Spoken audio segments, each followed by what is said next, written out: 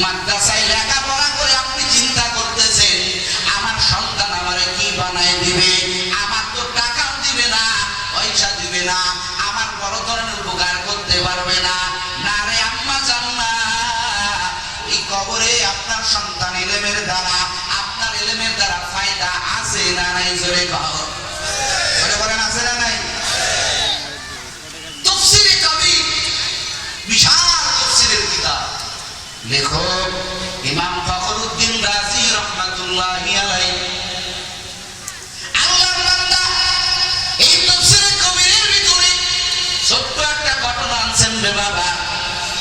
পয়গম্বর মূসা আলাইহিস সালাম কবরের পাশ দিয়া যাইতেছেন, নবী কবরের পাশ দিয়া যায়, নবী তাকাইয়া দেখেন এই কবরের ভিতরে ভয়ঙ্কর আযাব হইতেছে। জোরে কর নাউযুবিল্লাহ। প্রশ্ন কি করতে পারেন হুজুর, নবীরা কি কবরের আযাব দেখে? আমি বলবো হ্যাঁ দেখে। প্রশ্ন করতে পারেন আবার হুজুর গো তাদের চোখ আমাদের চোখ, আমরা কেন কবরের আযাব দেখি না? নবী আমার ভিন্ন হাদিসের ভিতরে বলেন, ও হারি বাংলার মুসলমান, ও পর্দার আড়ালের আম্মা জান, নবী আমার ভিন্ন হাদিসের ভিতরে বলেন, ওরে সাধারণ মানুষ যদি কবরের আযাব সচক্ষে দেখতো, এই জমিনে কোনো মানুষ মরে গেলে মানুষের সাধ্য হতো না, মানুষের সাহস হতো না কোনো মানুষকে কবরে রাখার, কারণ কবরের আযাব বড় ভয়ঙ্কর। মানুষ তো দাফনই করতোই না, বরং মানুষ কবরের আযাব দেখিয়া পাগলের মতো হইয়া বনে জঙ্গলে বেড়াইতো। কথা বলেন ঠিক কিনা? এই জন্য নবীরা দেখে কবরের আযাব, আমি আপনি দেখি না। কারণ যদি রে বাবা আমি আপনি কবরের ওই ভয়ঙ্কর আযাব দেখতাম, আমার মাকে আমি কবরে রাখতে পারতাম না, আমার বাবাকে আমি কবরে রাখতে পারতাম না। এখন আরেকটা প্রশ্ন আপনাদের মাঝে দুর্ভাগ গাইতেছে, তাহলে নবীরা কেন দেখলেন আমরা কেন দেখি না? বলে এই প্রশ্নের জবাব হলো, নবীরা দেখে এই জন্য তাদের ধৈর্য ক্ষমতা দান করেছেন কে? আর জোরে বলেন। নবীরা সাধারণ মানুষের মতো না, আবার তাদেরকে না দেখাইলেও আমরা জানতে পারতাম না। নবীরা কবরের আযাব দেখে দেখে বলেন, ও আমার উম্মতের দল, কবরের আযাব বড় ভয়ঙ্কর। পয়গম্বর মূসা আলাইহিস সালাম কবরের পাশ দিয়া যাইতেছে, এক কবরের ভিতরে ভয়ঙ্কর আযাব হইতেছে।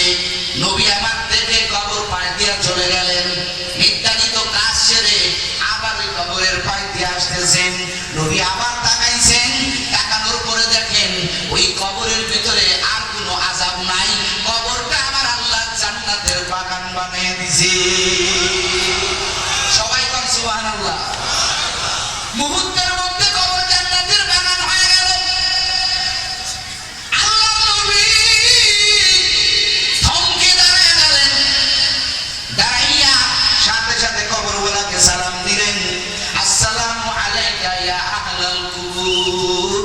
ও কবরওয়ালা, সালামের জবাব নাও। সালাম দিলাম, সালামের উত্তর নাও। কবরওয়ালা সালামের উত্তর নিলেন।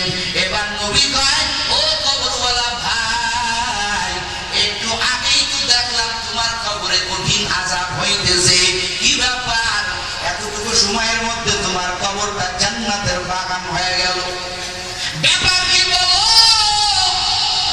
কবরওয়ালা ডাক দিয়া কয়, রে ভাই, ও পয়গম্বর, আপনি একটু আগে টিভি দেখছেন, আমার কবরটা জাহান্নামের একটা গর্ত ছিল, আমি কঠিন আগুনের মধ্যে ছিলাম, এখন আমার কবরটা জান্নাতের বাগান হয়ে গেছে। ও পয়গম্বর, আমার কোনো কৃতিত্বের কারণে না, আমার ব্যক্তিগত কোনো চাহিদার কারণে না, আমার কোনো আমলের কারণে না। ও নবী শুনেন, ও পয়গম্বর, যেই কারণে আমার আল্লাহ আমার কবরের আযাব আল্লাহ তাআলা মাফ করে দিয়েছেন, ওই কারণটা শুনে ও পর্দার আড়ালের আম্মা জান ভালো করে শুনবেন। এবার ওই কবরওয়ালা ডাক দেয়া কয়, পয়গম্বর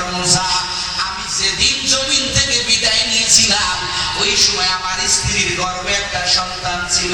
কি ছিল? কথাবান কি সন্তান? আমার স্ত্রী আমার ইন্তেকালের পরে বহু কান্না, বহু কষ্ট করে হুজুর আমার স্ত্রী আমার সন্তানটা গর্ভে ধারণ করে কত কষ্ট করেছে। কারণ স্বামী যদি না থাকে, যেই মায়েরা, যেই আমার বোনেরা গর্ভবতী হয়, যেই মায়েরা বাচ্চা পেটে ধারণ করে, ওর যে কত কষ্ট, ওই মায়েরা স্বামী ছাড়া কারোর সাথে শেয়ার করতে পারে না।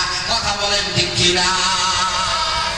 আল্লাহর বান্দা বলে, ও পয়গম্বর মূসা, আমার স্ত্রী সন্তানটা গর্ভে নিয়ে কত কষ্টে আমার স্ত্রী দিন কাটাইছে। আমার স্ত্রীর সন্তান যখন ভূমিষ্ঠ হয়েছে, আমার স্ত্রী কান্নার আওয়াজ দিয়েছে, হায় রে, আজকে যদি তোর বাবা থাকতো, তোর দেখে তোর বাবা কত খুশি হইত। বুজুর্গ পয়গম্বর, আমার স্ত্রী আমার সন্তানটা কত কষ্ট করে লালিত পালিত করেছে, কত সুন্দর করে আমার সন্তানটাকে মানুষ করেছে। আমার সন্তান ধীরে ধীরে ধীরে কোনরকম বড় হয়েছে, কিন্তু আমার স্ত্রীর মনের তামান্না, আমার সন্তানটা আমি মাদ্রাসায় পড়াবো, আমার সন্তানটা দিন শিখাইবো। ও পয়গম্বর, আজকে সবে মাত্র কেবল মাত্র আমার স্ত্রী আমার সন্তানটাকে নিয়ে, আমার স্ত্রী আমার সন্তানটা নিয়ে আমার বাড়ির পাশে একটা মাদ্রাসা, ওই মাদ্রাসায় নিয়ে আমার সন্তানটাকে ভর্তি করে দিছে। জোরে জোরে কোন সুবহানাল্লাহ। সন্তান মাদ্রাসায় ভর্তি হয়ে গেল। উস্তাদেরা সন্তানকে নিয়ে সর্বপ্রথম যেই সবকটা দিল, আজকেও তো আপনারা শুনেছেন, সূরা ইখলাসের শুরুতে ছোট্ট বাচ্চাটা কত সুন্দর করে পড়ে নিল, বিসমিল্লাহির রাহমানির রাহিম।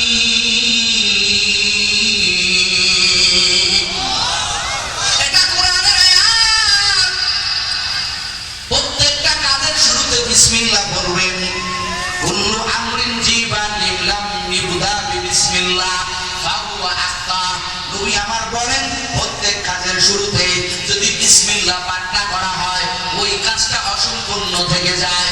ও গ্রামের মানুষ, ও কন্তারাদের আম্মাজান, যখন কোনো কাজ করবেন শুরুতে বিসমিল্লাহ পাঠ করবেন। বিসমিল্লাহর বহু ফজিলত, তবে সবচাইতে বড় ফজিলত বিসমিল্লাহ পাঠ করিয়া আল্লাহর বান্দা যদি কোনো কাজ করে, ওই কাজের ভিতরে আমার আল্লাহ বরকত বাড়ায়া দেয়। বিসমিল্লাহর আমল চলবে তো? এই কথা কাম চলবে তো? আইতে বিসমিল্লাহ, ঘুমাইতে বিসমিল্লাহ, কাজের শুরুতে বিসমিল্লাহ। এমন কোনো কাজ নাই যে কাজের শুরুতে বিসমিল্লাহ পড়বেন না। প্রত্যেকটা কাজের শুরুতে বিসমিল্লাহ পড়বেন। বরকত দেওয়ার মালিক কে? আরো জোরে বলেন। তো এই ছোট্ট বাচ্চাটা বিসমিল্লাহ পড়ছে, বিসমিল্লাহির রাহমানির রাহিম। ছোট্ট বাচ্চাটা অর্থ করেছে, শুরু করিতেছি পরম করুণাময় দয়ার আল্লাহর নামে। অর্থ কি? শুরু করতেছি পরম করুণাময় দয়ার আল্লাহর নামে। এতটুকু বলার পরে পয়গম্বর মূসা বলেন, ও কবরওয়ালা ভাই, বুঝলাম তোমার সন্তান তোমার স্ত্রী মাদ্রাসায় ভর্তি করেছে, তোমার সন্তান প্রথম সবক বিসমিল্লাহ পড়েছে, তো এর সাথে তোমার কবরের আযাব মাফ করে দেওয়ার সম্পর্কটা কি? এবার ওই কবরওয়ালা ডাক দেয়া বলে, ও পয়গম্বর, আমার কলিজার টুকরা সন্তান যখন মাদ্রাসায় গিয়ে পড়ছে বিসমিল্লাহির রাহমানির রহিম, যার অর্থ হলো শুরু করতেছি পরম করুণাময় দয়ার আল্লাহর নামে, এই বিষয়টা আমার আল্লাহর কাছে বড় মাহবুব মনে হয়েছে, বড় ভালো লেগেছে। আমার সন্তানের বিসমিল্লাহ পড়াটা আমার আল্লাহর কুদরতি কর্ণগহরে পৌঁছে গেছে। বলেন একটু আল্লাহু আকবার। আমার আল্লাহ ডাক দেয়া কয়, ও ফেরেশতার দল, এই ছোট মানুষ এখনো জ্ঞান বেশি বড় হয় নাই। ও জবান দিয়া কি বলে? ফেরেশতারা ডাক দিয়া বলেন, আল্লাহ আপনার ছোট বান্দা ডাক দিয়া বলেন, বিসমিল্লাহির রহমানির রহিম, আমি শুরু করতেছি পরম করুণাময় আল্লাহর নামে। আমার আল্লাহ বলে, আমার ছোট বান্দাকে কি আমাকে দেখছেন? ফেরেশতারা বলে, না আল্লাহ আপনাকে দেখে নাই। আমার আল্লাহ কয়, যেই ছোট বান্দাটা আমি আল্লাহকে একবারের জন্য দেখলো না। আর ওর মুখে বলতেছি, আমি শুরু করতেছি ওই আল্লাহর নামে, যেই আল্লাহ হলেন রহমান, যেই আল্লাহ হলেন রহিম। আল্লাহর মতো রহমান আর কেউ নাই, আল্লাহর মতো রহিম আর কেউ নাই। আমার বান্দা আমাকে না দেখিয়া আমাকে রহমান বললো, আমাকে রহিম বললো। ও ফেরেশতার দল, আমাকে রহমান বললো, রহিম বললো, এরপরেও যদি আমি আল্লাহ ওর বাবার কবরের ভিতরে আমি আল্লাহ আযাব দেই, তাহলে ফেরেশতারা বলো, আমার নামটা আমি কেন রহমান রাখলাম, আমার নামটা কেন রহিম রাখলাম? ও ফেরেশতারা শুনো, যেই ছোট বান্দা আমি আল্লাহকে না দেখিয়া আমার নাম রহমান বললো, আমার নাম রহিম বললো, এরপরে যদি আমি আল্লাহর বাবার কবরে আযাব দেই, আমার মতো তো কেউ জালেম আর হবে না। এর ফেরেশতা জলদি করে যা, আমার এই ছোট বান্দার বাবার কবরখানা, ওই ছোট বান্দা আমাকে রহমান বলায়, রহিম বলায়, ওর বাবার কবরের আযাব মাফ করে দিয়ে জান্নাতের বাগান বানায়া